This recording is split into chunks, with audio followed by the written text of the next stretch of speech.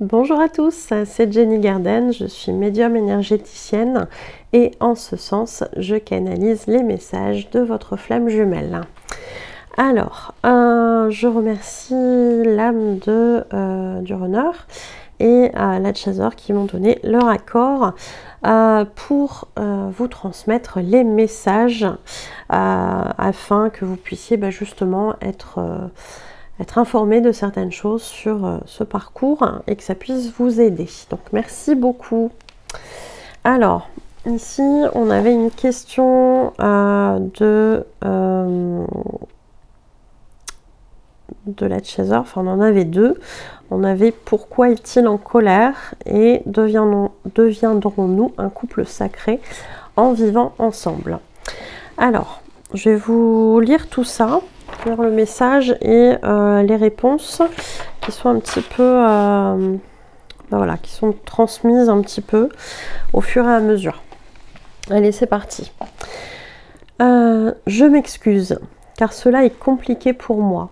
Je me sens pris dans un tourbillon d'émotions qui n'ont pas de sens logique pour moi. Et je ne sais pas quoi en faire. Je me sens mal, triste et en colère.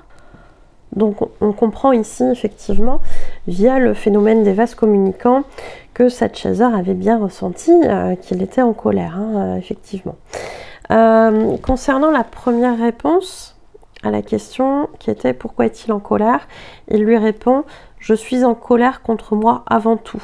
Je suis en colère de ressentir ce que je ressens pour toi et d'être perdu. » Alors effectivement, c'est souvent un sentiment que ressent le runner parce qu'il va être en lutte en fait contre ses sentiments. Il ne va pas forcément comprendre pourquoi il ressent ça alors qu'il est peut-être dans une relation ou qu'il n'a pas forcément envie d'être dans la relation telle qu'elle avec cette chasseur, puisque à ce moment-là, il est soit dans le déni, soit dans quelque chose qu'il n'imagine pas comme ça, même s'il sait que cette chasseur est importante. Alors, le message continue. Cela fait tellement longtemps que je t'aime si fort. Je constate que cet amour pour toi ne s'est jamais effacé, malgré toutes les fois où j'ai essayé de l'occulter. Donc, je vous parlais de la lutte, voilà, la lutte, effectivement. Ça aurait été tellement plus simple de clore définitivement notre histoire et de t'oublier. J'aurais été en paix et toi aussi. Mais même si j'ai eu des périodes plus ou moins longues où je réussissais à ne plus penser à toi, tu as toujours été là, en toile de fond.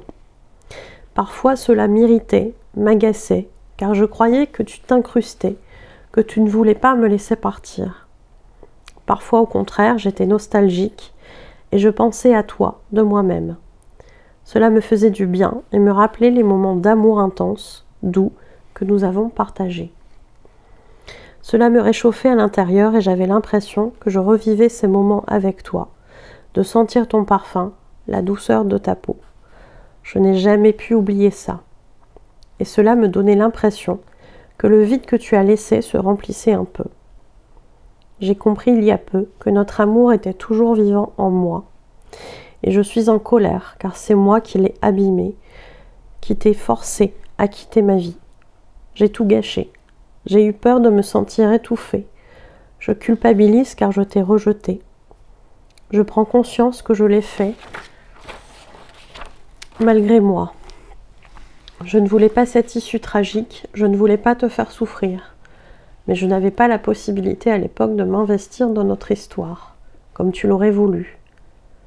Alors j'ai préféré te donner des raisons de me détester, en espérant secrètement que notre séparation serait moins douloureuse pour toi ainsi. Comme cela, tu pourrais plus facilement tomber amoureuse d'un homme, capable de s'investir avec toi, plutôt que de m'attendre et d'être malheureuse. Je suis désolée, mais même si ce n'était sans doute pas la meilleure solution, c'est celle qui m'a semblé la plus facile pour toi, pour rebondir. Si j'avais su t'éviter de souffrir, je l'aurais fait sans hésiter. Pardonne-moi, je suis content que tu aies pu avoir des enfants et avoir un couple stable. Moi aussi j'ai tenté. J'ai réussi à le faire, mais je ressens encore cette colère d'avoir nié l'amour que je ressens encore pour toi. J'ai l'impression d'avoir échoué et c'est très difficile à supporter pour moi. Donc on retrouve ici un runner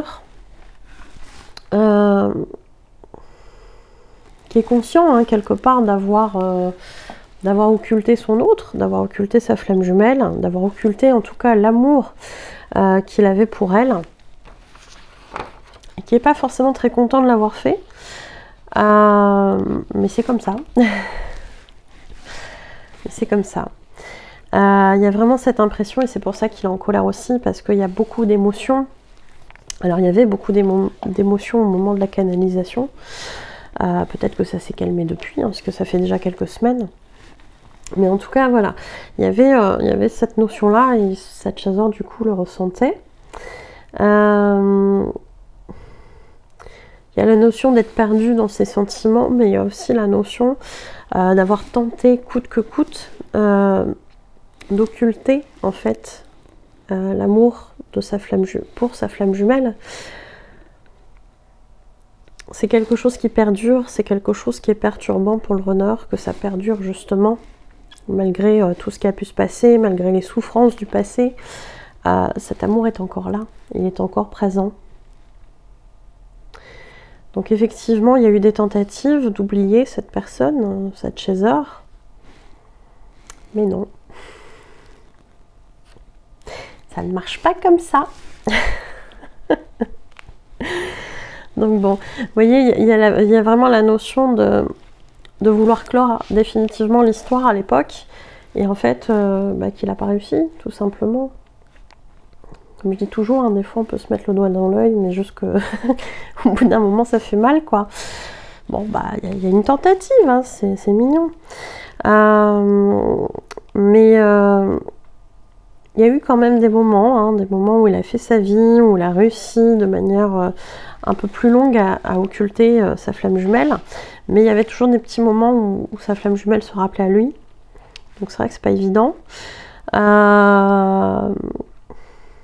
Il y avait des moments où ça l'agaçait parce que forcément, le runner contrôle. Le runner a le contrôle. Le runner ne veut pas ressentir ça.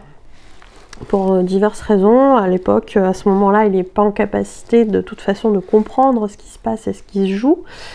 Donc il va essayer d'occulter parce que ça le dérange. Grosso modo, c'est un peu ça le résumé. Ça le dérange.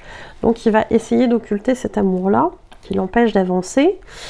Et il va être en colère parce que ça revient. Il ne peut pas contrôler ça. C'est dommage. Donc il va être en colère. Mais en même temps, il y avait aussi des moments où il ressentait ce besoin de repenser au passé, à quel point ça lui faisait du bien. Donc il y a vraiment cette notion-là aussi, hein, de se rappeler des moments de douceur, d'amour, et que ça lui donnait vraiment une sensation à l'intérieur très agréable. Il le dit, hein, il n'a pas oublié son parfum, il n'a pas oublié la douceur de sa peau, etc. C'est des sensations qu'il n'a pas pu oublier. Alors ça peut s'expliquer par la 5D. On est toujours connecté, hein, de toute façon, entre flammes jumelles. Donc ces choses-là sont très vives, très intenses. Notamment si vous faites des rêves de votre flamme jumelle, vous allez savoir que c'était pas vraiment un rêve, hein, c'était une communication 5D, parce que la sensation elle est là, parce que le rêve normalement il se dissipe, et là ça reste, ça perdure. Donc il y a vraiment quelque chose de cet ordre-là qui vous dit que c'est pas un rêve. Donc cet amour est toujours vivant en lui, et il s'en veut d'avoir gâché finalement tout ça, d'avoir obligé sa flamme jumelle à le quitter, enfin en tout cas à quitter sa vie. Et il y a la notion de culpabiliser par rapport à ça, parce qu'il sait que quelque part il lui a fait du mal, hein. Il n'y avait pas cette notion de faire du mal en tout cas, il n'y avait pas cette intention. Alors il le dit, hein, il le dit parce qu'il n'était pas prêt à ce moment-là de s'investir, hein, comme la chaser l'aurait souhaité. Donc il n'était pas prêt, il a préféré en fait pousser cette chaser dans ses retranchements pour qu'elle provoque finalement quelque chose de l'ordre de la fin de leur relation. Il y a une histoire un peu comme ça et c'est souvent le cas. Pousser à bout son chaser parce qu'on est dans sa blessure de rejet et que le runner techniquement, se dit de toute façon, un jour, ça arrivera.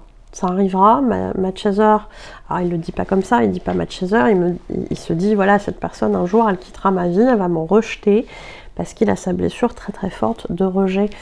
Et en fait, c'est tellement plus facile de rejeter soi-même, ou de pousser l'autre à nous rejeter, comme ça on n'est pas responsable. Donc ça c'est pareil, le runner à un moment donné, on va le faire travailler sur sa responsabilité. Sur être responsable de ses actes, responsable de ce qu'il a produit, alors non seulement dans sa vie, mais aussi sur son parcours avec sa flamme jumelle. Même s'il ne l'appelle pas comme ça, c'est pas grave. Donc, la responsabilité, de toute façon, elle arrivera à un moment donné ou à un autre. Mais, sur l'instant, effectivement, ça lui a semblé tellement plus facile de lui donner des éléments de « je suis pas quelqu'un de bien pour toi » et de la pousser, de la pousser, de la pousser, que bah, finalement, il se dit que pour elle, ça sera plus facile de l'oublier. Bon, c'est un point de vue, c'est pas forcément la réalité. Surtout que chez le chaser, souvent ce qui se passe, c'est que le chaser ne comprend pas ce revirement de situation. Ça se passait très bien, c'était idyllique, il n'y avait pas forcément de raison que ça se passe mal. Et d'un seul coup, bim, il y a quelque chose qui se passe, ça provoque des peurs chez le runner. Et bah là, fuite ou provocation jusqu'à temps qu'il y ait rupture. Et là, le chaser, il ne comprend pas du tout ce revirement de situation. Donc, non, c'est pas plus facile en fait. C'est pas plus facile pour le chaser. Si toutefois il y a des runners qui regardent la vidéo, non, c'est pas plus facile, évitez. Communiquer, communiquer. Bon, ils seront pas prêts au début de parcours. Hein. Mais bon.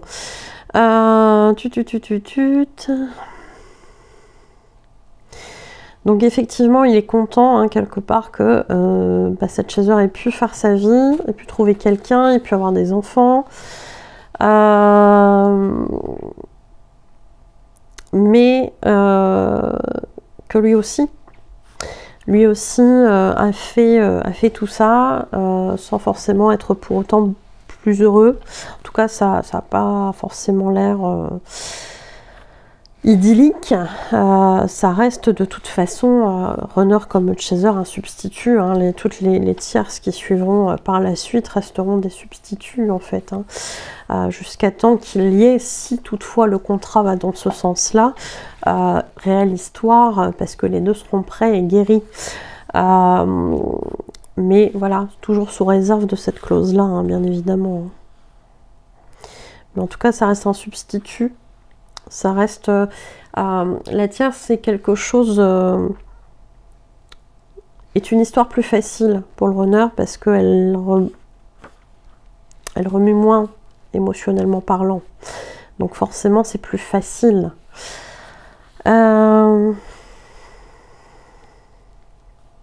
Donc là, il ressent la colère de ne pas l'avoir...